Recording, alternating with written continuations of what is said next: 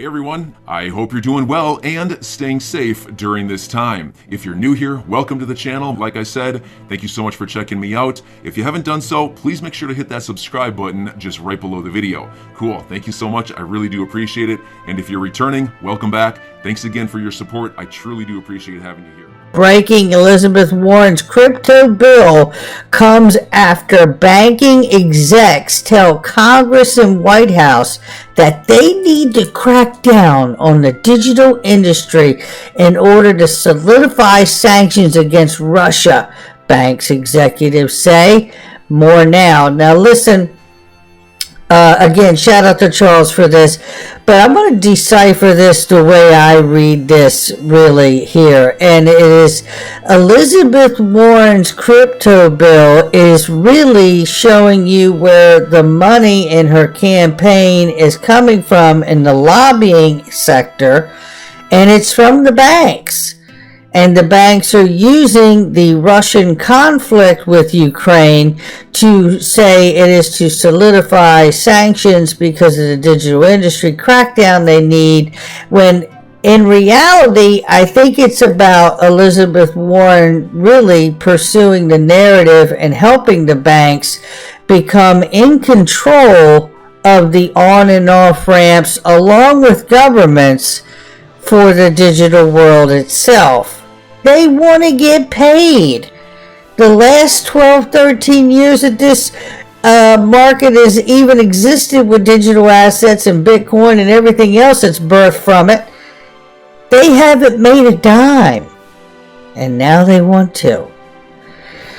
This right here is an excellent point here from digital asset investor Jeremy Hogan chimes in. DAI says here, plaintiff attorneys everywhere should be filing lawsuits regarding Ethereum being a security. Think of the damages. The SEC has said on record that they have not made a decision on Ethereum one way or another. It's ripe for lawsuits. Well said, DAI. Jeremy Hogan says, sue the Ethereum Foundation for selling unregistered securities and cite to the Ripple versus SEC case at every opportunity. Don't tempt me, DAI. Don't tempt me.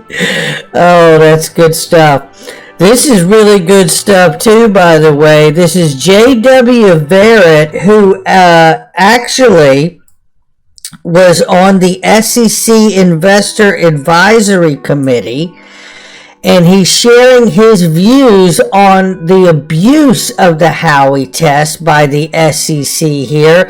I'm not going to go over the whole thing. The article is remarkable, and I'm going to highlight just really two things out of it very quickly.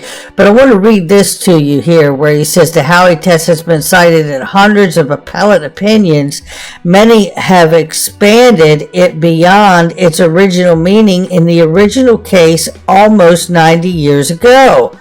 The original language talked about profits solely from the efforts of others. To say that the element has been watered down by circuit courts is the wrong metaphor. It has been Niagara Falled. How about that one? How about that one? Shout out to this guy and his courage. He does remark in this article, which you should read all of. It's on my Twitter.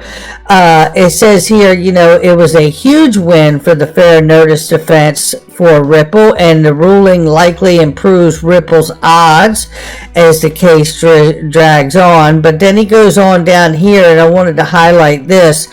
Individuals purchasing XRP typically know nothing about Ripple Labs.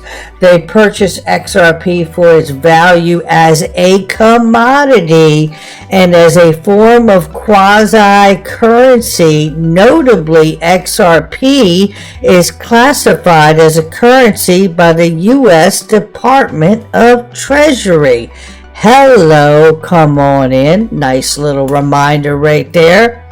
And this here is coming from James Filan right here. This is a post. Remember this about the original back on March 11th here. about the defendants' move to strike an impermissible late-filed supplemental expert rebuttal report written by Dr. Albert Metz. Wow. Shout out to the person who sent me this.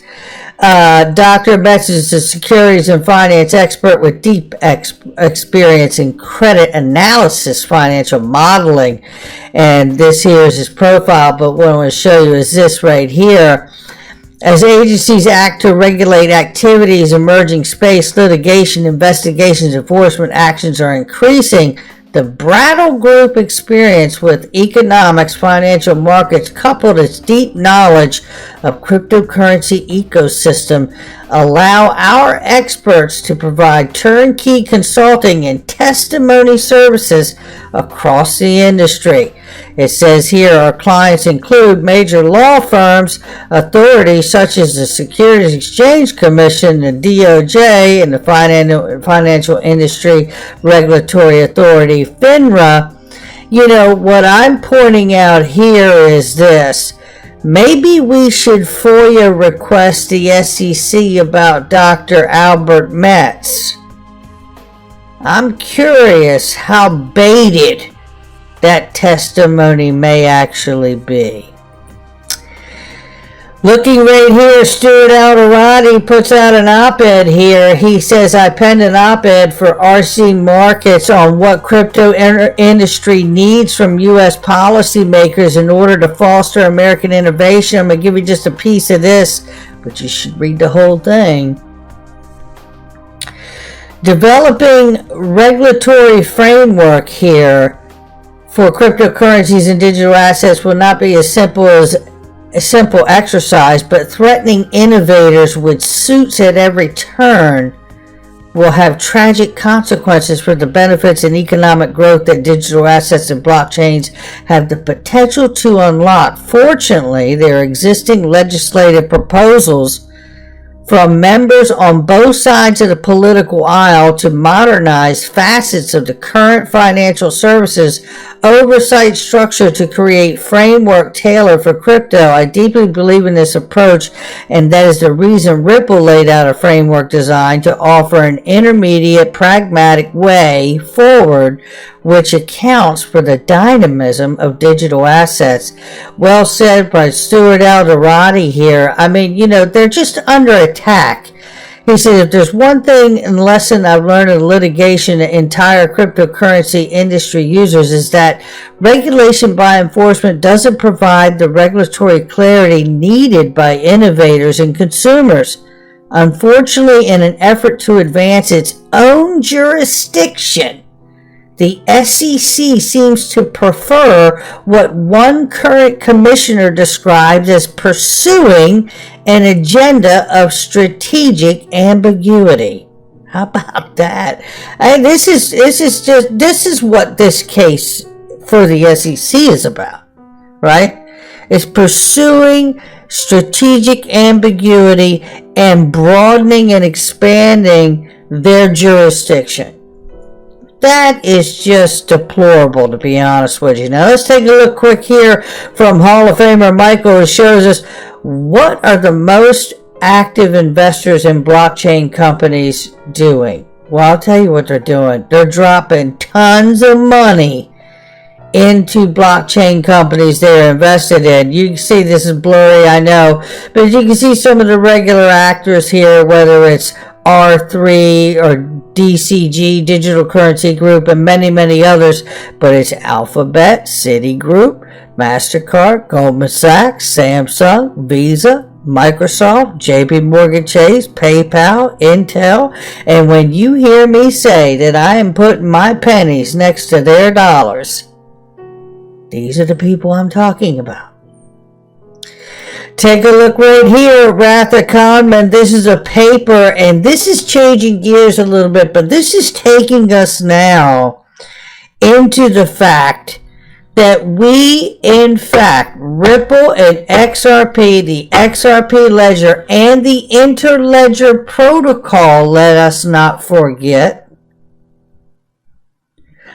the combination thereof and their partners are in fact dismantling SWIFT. This is the first example right here, enabling resilient interledger payments with an intrusion-tolerant overlay, proposing a method to enable secure global payments across multiple ledgers using interledger. This is written by scholars including Anakal Malhotra, I think it is, and forget about it. I know I just train wrecked your name, and forgive me. RippleX, it shows right here in this paper, they propose secure payments overlay. It says a service that enables global payments across multiple ledgers by combining the transaction exchange provided by the interledger protocol with an intrusion-tolerant overlay of the relay nodes, and then it gets much more complicated from there, but you get it, interledger protocol. Then I remind you of this news that came out this week. Clearinghouse is currently working on development of cross-border systems that could potentially replace SWIFT. Say it isn't so, but it actually is. And this is the reminder right here that Clearinghouse is working on a development of cross-border payment system that could potentially replace SWIFT in collaboration with Wells Fargo. The system is called Real-Time Payments. The service would allow real-time payments transfers of digital currency payments between eligible Wells Fargo accounts, including real-time payments posting immediate confirmation and a secure two-way messaging system. That is the Ripple Partner Company right there. Ripple Partner. Check it out. Pretty amazing stuff, and it doesn't stop there because it gets even bigger.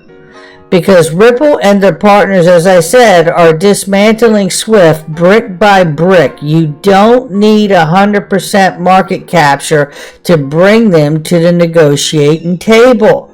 And take a look right here. This is Neum right here is what we're talking about. Neum has launched a new brokerage payment solution that offers international financial payments, a faster, more cost-effective method to settling transactions to select U.S. brokerages, enabling customers to easily invest in U.S. equities. The new solution, which leverages Ripple's blockchain network, RippleNet, claims to lower settlement costs for financial institutions by up to 90% for international brokerage account transactions when compared to transactions settled via SWIFT international payments. 90%. You're going to lower the cost. Let me tell you what businesses do. You tell a business that you can lower their costs by 3%. And they're jumping ship and coming over. 90%? You watch what happens. This is going to be remarkable. Now, this is a reminder about the Wrath of Common news here about the ILP, right? I'm your guy. I will keep you posted. I'm your advocate. I'll be back on a daily basis, usually multiple times per day, with these videos to keep you updated with everything going on. So, I hope you enjoyed the video. If you haven't done so, make sure to hit that subscribe button. Feel free to share any of my videos with your friends, family, social media, or anybody who may care to listen. Thanks so much for your continued support. I'm always here for you. I want to help you through this time. So thank you so much for continuing to choose me. Enjoy your day, stay safe, and I'll catch you again probably in a couple hours. Thanks, everybody. See you later.